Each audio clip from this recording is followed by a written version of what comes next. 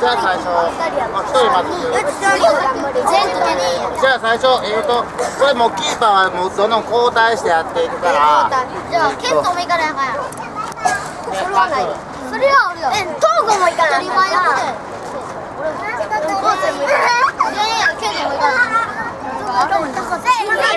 最初は、交代でやっていきます。最初じゃいぶきちゃんは半蔵キーパー。みんなキーパー。で、また順番コーチ言っていくから。まあ、コーチ言っていくから。ほんで、アンダー8はあんまおらんやろ。アンダー8。ほんで、ここから3人、1年生やってもらうから。まあ、後で行くのか。はい。で、最初、吉成とユウと、レオがちょっと8でも出てね。で、やるから。で、1人がキーパー、その中に入って。で、1年生は、2、4、6、8、9やんな。9やから、あれや。で、ミキが最初キーパーにね。まだ、9から。はい。で、これでいくわ。まあ、こっちはいいかな。ほんで、はい。はい。ケント。で、ケント。で、オガもししんどかったらまた言ってな。ちょっともう頑張れ、もうしんどい。どうする？休憩する？頑張ってる？はい。で、ボランチで、はい、高とトップ下。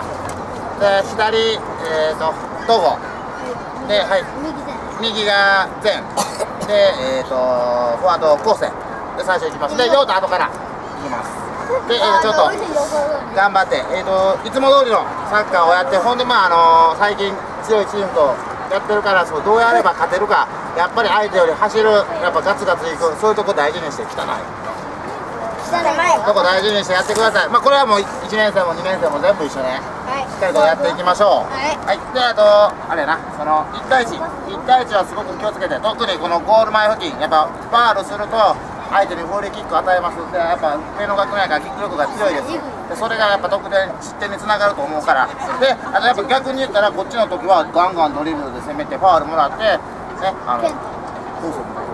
もうで、どんどんフリーキック狙って。で、あと、サイド攻撃からしっかりセンターリング上げる、中に切り込んでシュート。いつもやってるパスサッカー。もう、ちょっと頑張ってやってみてください。じゃあ行きましょう。はい。